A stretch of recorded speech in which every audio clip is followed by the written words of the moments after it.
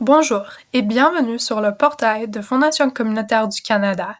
C'est sur cette plateforme que vous déposerez votre demande à l'Initiative canadienne des collectivités en santé, le ICCS. Pour ceux qui retournent à cette plateforme, vous pouvez vous connecter à votre compte ici avec ce bouton dans le coin. Pour ceux qui sont nouveaux à cette plateforme, vous pouvez vous inscrire avec ce bouton bleu. La première tâche pour compléter votre demande, c'est de faire la confirmation de l'admissibilité. Premièrement, vous choisissez votre type d'organisation. Vous verrez qu'il y a plusieurs types d'organisations éligibles à ce programme. Ensuite, si nécessaire, vous choisissez votre sous-type d'organisation éligible.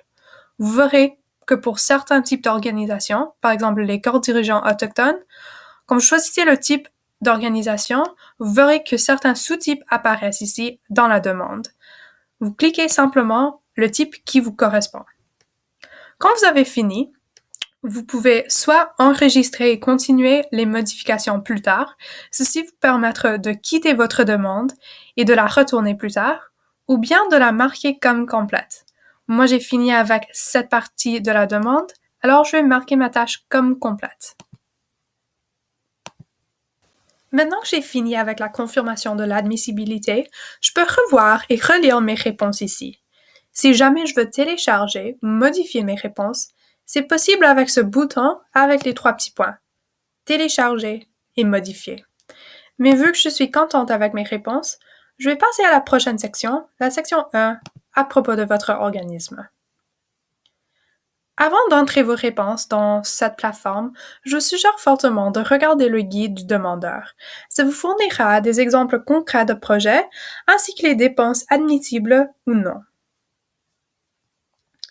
Premièrement, on vous demandera d'insérer des informations de base sur votre organisme ainsi que sur le demandeur principal.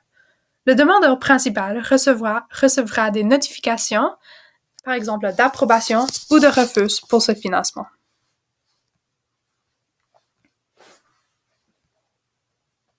Vous verrez que pour certaines questions, comme celle-ci, il y a des limites sur le montant de mots que vous pouvez insérer dans votre réponse. Je vous suggère de pratiquer vos réponses dans un brouillon avant de les insérer dans SurveyMonkey. Finalement, on aimerait bien savoir comment vous avez entendu parler de ce programme. Passons maintenant à la deuxième section de la demande à propos de votre projet. Dans la première section, nous avons couvert toutes les informations de base sur votre organisme et sur les personnes dans votre organisme. Maintenant, on veut savoir un peu plus sur le projet que vous proposez pour ce financement. Nous allons commencer avec le titre du projet, les thèmes qu'il aborde, et ensuite vos plans pour l'équité et le déroulement de votre projet.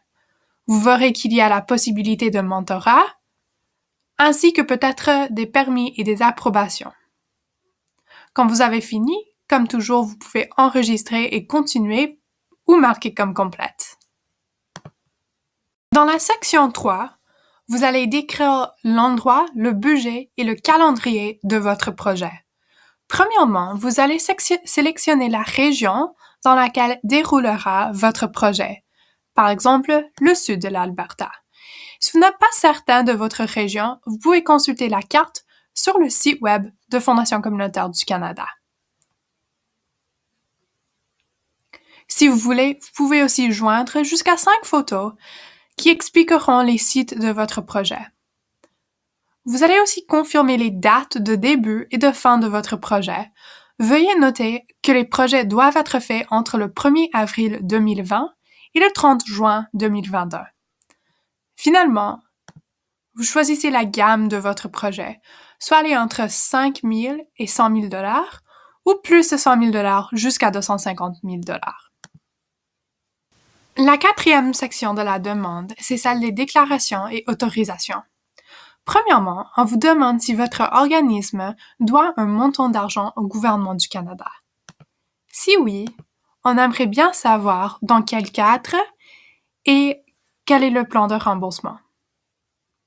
Après, veuillez dévoiler si, parmi les participants au projet, il se trouve des anciens fonctionnaires qui sont assujettis aux mesures d'après-mandat du Code de valeurs et d'éthique de la fonction publique, au Code régissant la conduite des titulaires de charges publiques en ce qui concerne les conflits d'intérêts et l'après-mandat, à la loi sur les conflits d'intérêts, à la loi sur le Parlement du Canada et à la loi sur le lobbying.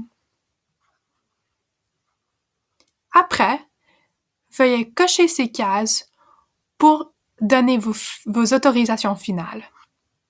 L'étape finale pour finir cette section, c'est d'accepter les autorisations et les confirmations. Vous pouvez utiliser votre pavé tactile pour insérer avec votre doigt votre signature, comme ceci. Si vous n'aimez pas votre signature, vous pouvez l'effacer et recommencer.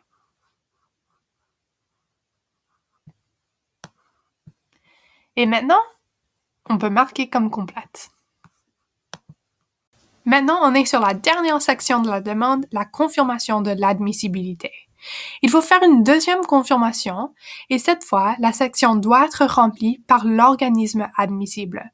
C'est-à-dire, si vous êtes un organisme qui n'est pas admissible au l'ICCS, mais qui travaille dans le cadre d'un partenariat avec un organisme admissible, il faut que l'organisme admissible remplisse cette section. Après que l'organisme admissible a répondu aux 2 questions et a peut-être téléchargé des documents importants qui démontrent le statut de l'organisme, vous pouvez marquer comme complète. Vous avez fini toutes les sections de la demande, vous les verrez ici comme une liste. Si vous êtes certaine de vouloir déposer votre demande, vous pouvez sélectionner le bouton ici « Envoyer ». Si vous voulez relire certaines ou toutes les sections de la demande, vous pouvez cliquer sur les titres, comme ceci, pour revoir les réponses que vous avez entrées. D'ici, vous pouvez aussi déposer votre demande. Si vous voulez que quelqu'un d'autre relie votre demande avant de la déposer, vous pouvez ajouter un collaborateur. Il suffit d'insérer l'adresse courriel des collaborateurs ici et de les envoyer une invitation. Je suis contente d'avoir fini ma demande et je vais l'envoyer. Oui, je suis certaine que je vais la soumettre. Et félicitations, vous avez déposé votre demande.